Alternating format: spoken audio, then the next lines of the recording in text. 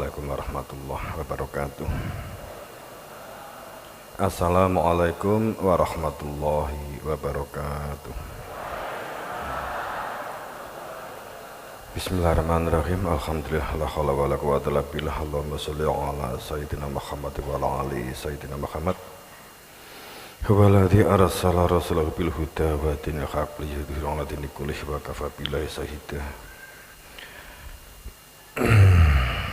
Jamaah rahimakumullah kakung semal putri,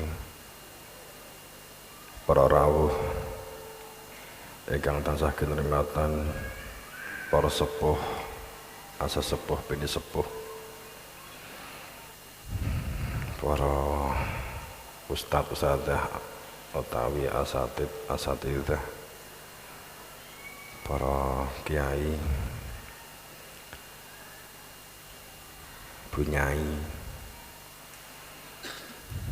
santriwan santriwati, dan sedaya ingkang kinabekten ingkang rawuh wonten ing menika majelis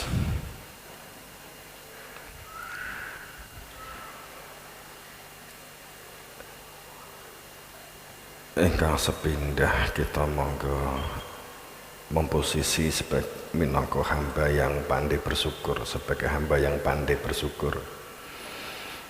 Ja'alalakum sam'a wal absar wal afidah qalilan ma tashkurun, karena syukur itu perilaku langka.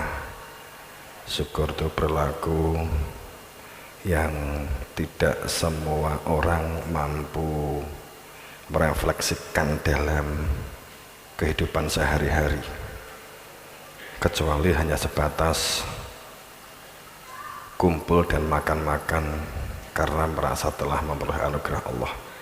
Syukur itu seharusnya adalah nempel terus, melekat terus, karena kita nggak bisa bersyukur hanya dengan insidental, hanya waktu-waktu tertentu saat kita memperoleh anugerah yang kita anggap sebagai nugroho.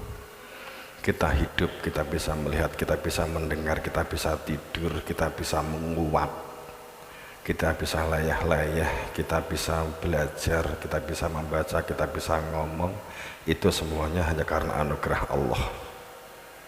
Ja'alalakum sam'a, bahwa kita diadakan, diciptakan oleh Allah adanya as-sam'a, yakni luar biasanya Allah, kan gitu. Jadi gak saya dunia ini mesti Allah itu luar biasa.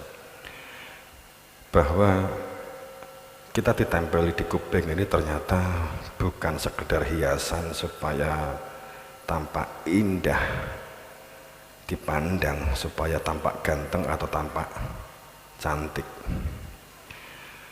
Pun saat kita diberi mata, walaupun orang itu pada saat mata lentik itu kan sudah rekayasa kamu mencari pasangan sing matane lentik.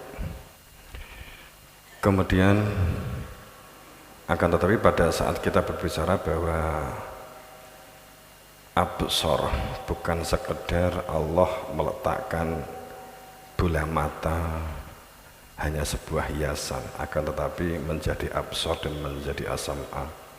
Dan otak pun juga demikian, bukan sekedar supaya tampak beautiful, tampak beauty karena ditumbuhi rambut, sehingga yang dijadikan lomba bukan berpikirnya, tapi yang dijadikan lomba adalah bagus-bagusan rambut.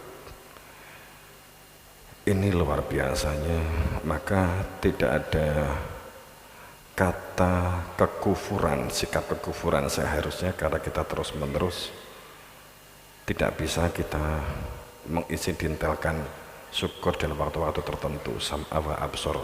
Tapi makanya di Quran tersebut di belakangnya itu qalilan ma tashkurun, akan tetapi itu langka. Qalil itu langka, ma tashkurun apa yang telah Allah tempelkan sebagai nugroho itu diposisikan menjadi hamba yang pandai bersyukur itu longkoh. Banyak orang itu bukan menjadi pendengar yang baik,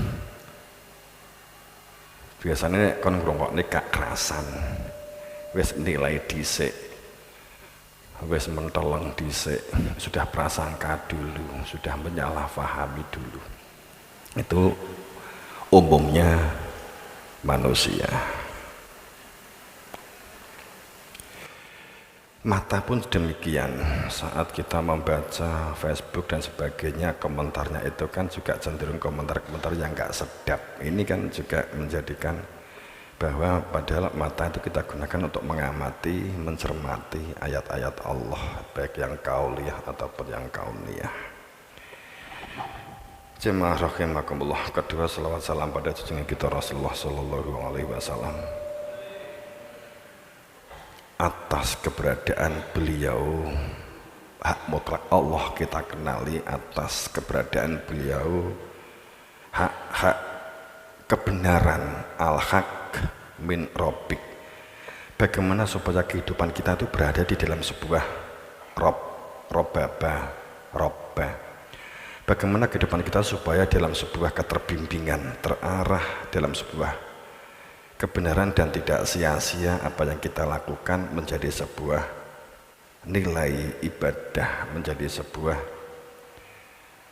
kemanfaatan, menjadi sebuah ibadah. Itu hanya karena ada Nabi Muhammad, ada Rasul. Tapi kalau saya akan mendalamkan, kita memahaminya wa Muhammadun, kita memahaminya itu bukan karena fisiknya Kanjeng Nabi secara lahir jasadiah, tapi wa Muhammadun illa, kecuali kita memandangnya utuh dia sebagai Rasul. Karena sungguh telah berlalu keberadaan Rasul persis seperti dia. Kalimatnya adalah qad kholat.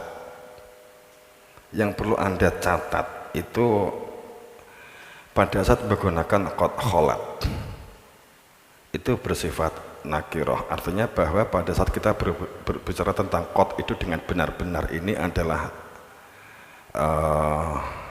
takkid atau penekanan yang dengan benar-benar. Kemudian kholat itu sungguh berlalu sebelumnya, jadi bukan ngecelong-ngecelong, bukan Nabi Adam, Nabi Idris, Nabi Hud, Nabi Nuh, Nabi Soleh dan seterusnya ngecelong-ngecelong. Qad kholat, sungguh telah berlalu Rasul dalam garis hujah. Itu mestinya kita maknai utuh seperti itu sampai kepada Nabi Muhammad. Kemudian apakah jika secara lahiriah dia itu meninggal, au qotal, atau dibunuh, saya nggak akan menguraikan dibunuh atau enggak, tapi ayatnya adalah jika dia meninggal sedo atau dibunuh, apakah yang qalib ala akibaihi, kamu akan memposisi yang menganggap qad kholat tadi itu adalah ngecelong dan tidak ada lagi, sehingga tidak ada orang yang beriman dalam bentuk fakta persaksian mengadanya Nabi Muhammad sebagai Nur Muhammad. Tapi karena tema kita bukan itu. Kemudian maka ada satu esensi, ada satu ajaran. Saya menggunakan bahasa Indonesia, saya usahakan di bahasa Indonesia kritik mesake sing gak Jawa, mesake sing ora iso Jawa, wong jenenge ora Jawa iki lingak-linguk. Dan itu di sini yang hadir juga banyak, dan yang di online juga banyak. Janjane online ini paham karepmu gak karepmu, nek pengen paham ya moro gitu. Janjane asline iki ngono sih. Wong ngingeti awakmu gak pati ketok aku karena bantere kae. Tapi alhamdulillah saya memandang kalian bercahaya semua. Cahaya nganti ulap.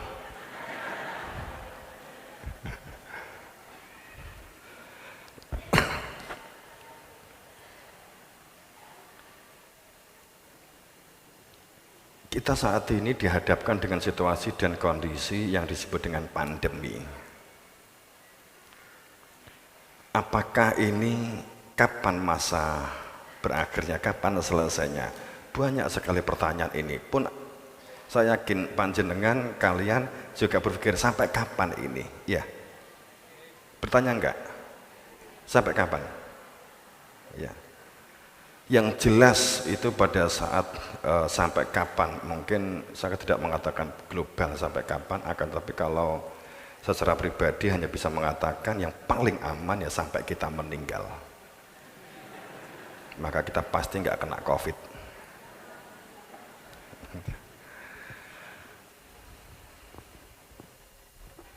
Ini kan nakut-nakutinya kan semakin tajam karena SARS-CoV-12 telah bermutasi.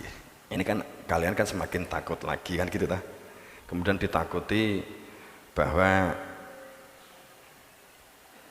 apa namanya disuntik dengan vaksin, ternyata kekhawatirannya justru akan menjadi semakin kebal terhadap vaksin, artinya bahwa virus itu akan bermutasi menjadi lebih kebal sehingga tidak akan mempan pada saat divaksin, justru akan bermutasi menjadi serangan hebat yang selalu dihubungkan dengan kejadian yang di Filipina. Tapi bukan saat itu kan, Filipina kan perihal malaria pada saat dikasih vaksin justru merajalela. Sehingga kita semakin ketakutan. Tapi juga ada yang tidak percaya itu bohong. Ada yang nggak percaya adanya COVID. Tapi sebenarnya namanya virus, kalau kita itu terbiasa dengan hidup sehat, virus itu hanya kopral. Hanya kopral. Kopral itu di TNI itu kan terendah, ya, paling rendah. Cuman karena banyak sehingga kita takut gitu aja lah. Mergokeh sehingga kita takut. Tapi sebenarnya kita nggak perlu ketakutan, kehilangan akal sehat, kepanikan yang menjadikan kita tidak bisa berpikir sehat. Karena kita telah meninggalkan sunnahnya, sunatullah dan sunatul rasul, sehingga menjadi wajar bahwa kopral berkeliaran gitu. Kalau kamu punya mayor gitu saja selesai, apalagi letkol, pemenang kolonel, pemenang di jenderal. Keseimbangan lingkungan dalam kita berlaku sehat sebagai bagian dari berlaku amanah. Amanah tu fi syariah, amanah alal syariah. Amanah berkaitan dengan syariat, karena inti amanah itu masalah batin intinya. Jadi pada saat kita berbicara perihal kaitannya dengan COVID, karena keseimbangan itu kan menunjukkan bahwa adanya ketidakseimbangan di ekosistem di mana saat ini kita tinggal itu tidak seimbang. Saat ekosistem atau diri seseorang, baik ekosistem secara mikro, ekosistem secara kehidupan kita itu enggak sehat, kalau kita itu enggak seimbang, itu jadinya kita sering mumet, sering pusing, bahkan mungkin stres, kemudian gila. Itu menunjukkan adanya ketidakseimbangan dalam diri kita. Saat ada yang kesurupan, kesusupan, itu karena adanya ketidakseimbangan akal kita. Sehingga lelembut itu masuk. Katakanlah kalau kita ngomong masalah metafisis, itu sesungguhnya ada ketidakseimbangan, sehingga ada peluang lelembut itu masuk. Kemudian pada saat seperti orang-orang yang hidup di pinggir hutan, banyaknya kera yang turun, babi yang menyerang, itu karena ketidakseimbangan kehidupan di hutan, yang kehidupan mereka diganggu dengan banyaknya ditebangi dan direbut oleh namanya manusia, tidak seimbang. Saat kita tidak seimbang, maka wujudnya adalah virus, penyakit, panik, bingung, judek. Itu akibat tidak seimbang. Kalau obat, maka ada radiasi, ada pengendapan zat logam di dalam tubuh, kemudian menjadi kolesterol, asam urat, sesak nafas, jantung. Nah, itu kan merupakan ketidakseimbangan yang berada di dalam tubuh. Kenapa ini terjadi? Karena kita menyalahi sunatullah, bahwa al-awaluddin ma'rifat. Pangkal beragama itu makrifat, ditinggalkan di semua sisi, semua sektor, semua elemen, semua keadaan, semua lingkungan. Karena akibat memahami inaddin, memahami bahwa sesungguhnya ad-din, memahami bahwa al-awaluddin, awalnya beragama, itu adalah agama dalam makna sempit, agama hanya dalam makna konsep, agama hanya dalam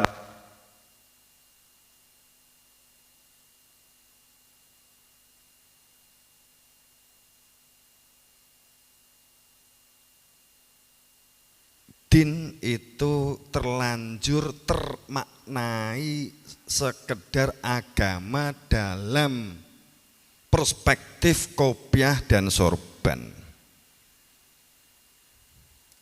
Saya katakan terlanjur. Dan kita akhirnya mensepakati itu semua, dan kita mempercayai itu semua, dan kita melakukan itu semua.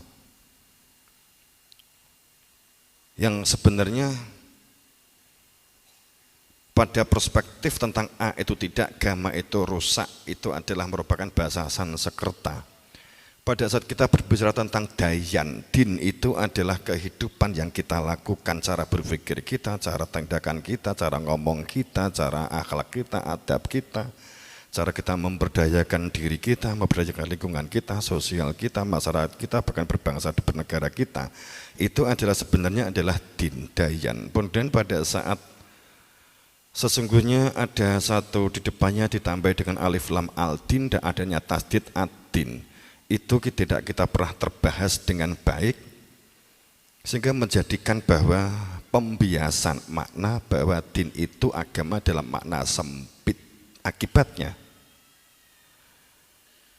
terpisahnya kehidupan sosial dengan agama, ekonomi dengan agama, pekerjaan dengan agama, sehingga pada saat seseorang itu korupsi tidak ada kaitannya dengan agama, saat seseorang itu nyolong nggak ada kaitannya dengan agama, karena agama itu adalah masalah penghapusan dosa. Saat kita sakit nyolong nggak apa-apa, yang penting kau bengi sholat, maka dosa kita dihapus. Ini sing jadi ini tidak nggak beres. Pada saat kita itu sholat dianggap sebagai penghapusan dosa, saat kita itu sholat 40 terus menerus, maka dosanya akan hilang. Walaupun entah itu maling, entah itu mencuri, entah itu korupsi, itu enggak menjadi masalah, itu menjadi bagian dari tetap jika ditimbang banyak pahalanya, karena sholatnya lebih sering daripada korupsi. Ini yang menjadikan enggak beres, ini yang menjadikan rusak. Pada saat seseorang itu haji lebih dari 7 kali juga jaminan masuk surga, padahal sehariannya itu suka membuli, suka mengolok, nek gak diceluk Pak Haji nesu, nek gak diceluk Pak Haji ngamuk, kemudian apa wae ora roh iki no regane no suwidak yoto, ngawur wae ora nyeluk aku kaji, tak buandem matamu. Ini yang menjadikan rusaknya keadaan dan rusaknya situasi. Saat berpolitik, membuli, mementingkan dirinya sendiri, kemudian akan ditutup.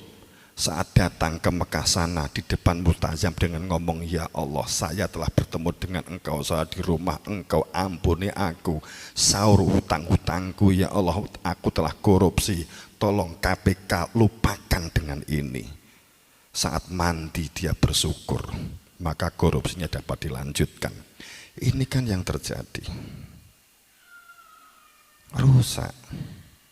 Karena memahami agama terlanjur dimaknai sempit dan hanya sebatas biting, sehingga hanya dapat untuk digunakan untuk membungkus botok. Udah itu. Kayaknya menjadi pembiasaan hebat pada di lanjutan. Lewat sini nggak apa-apa, dipanggil-panggil anaknya.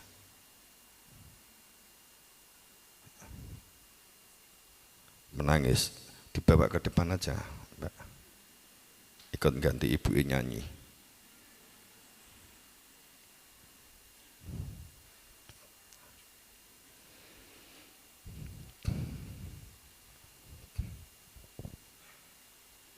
Akhirnya menjadi sebuah frame dan menjadi sebuah kesimpulan bahwa antara kehidupan sosial, apalagi tata negara politik, tidak boleh digabungkan dengan agama. Wes dadi rusake begitu. Sampai kapan begini? Apakah belum cukup ayat-ayat dipampangkan di hadapan kita? Apakah kita seterusnya akan begini? Apakah kita tidak mencari kebenaran yang semestinya? Jika din itu dimaknai dalam pengertian kehidupannya seseorang, baik dalam kehidupan pribadi atau kehidupan sosial, maka kita akan melihat al-awaluddin, jika din itu adalah induk, kemudian dibuat ada turunannya, berumah tangga, makan, bertani, katakanlah inat, katakanlah al-awaluddin, pangkal pokok bertani, pangkal pokok rumah tangga, pangkal pokok makan, pangkal pokok seseorang awalnya menjalani akan menjadi sehat dan berada di dalam amanah, itu adalah jika dia itu adalah mengenal. Semakin seseorang mengenal, maka akan semakin tidak akan mudah panik, dia dapat mengantisipasi. Makanya kalau kamu perang, semakin lawan kamu tidak mengenal kamu, maka kamu akan semakin leluasa, kamu akan dapat membuat strategi bagaimana kamu cara menyerang. Makanya ada istilah perang gerilya, supaya tidak diketahui oleh musuh. Tapi pada saat kita semakin dikenal, maka jika kita punya musuh, maka kita akan sangat mudah ditembak. Kalau kita perspektifkan larinya ke sana. Jadi artinya bahwa mengenal itu menjadi kunci menjalankan sesuatu.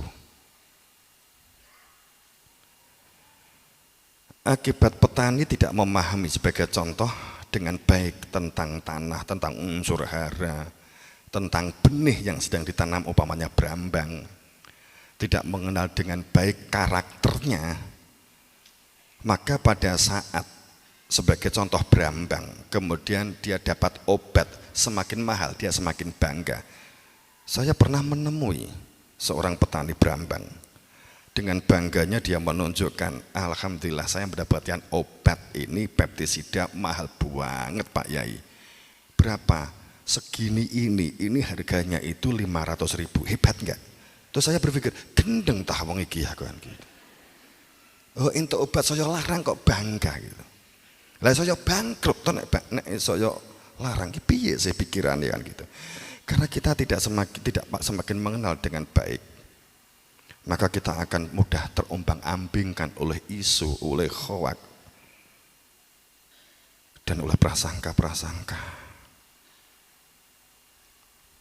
Saat kita dengan orang lain kita tidak mengenal dengan baik, maka kita semakin tidak mengenal, kita akan semakin berprasangka. Semakin tidak mengenal akan semakin berprasangka. Seperti saya sering mencontohkan, saya mencontohkan. Saat kamu saat ini musim hujan, kemudian tanah itu aspal itu rusak, ada lubang, kemudian ada mobil lewat. Kamu di samping mobil yang sedang lewat lubang yang sedang ada airnya, kamu kena crot. Apa jenenge nek bahasa Indonesia ne crot ki?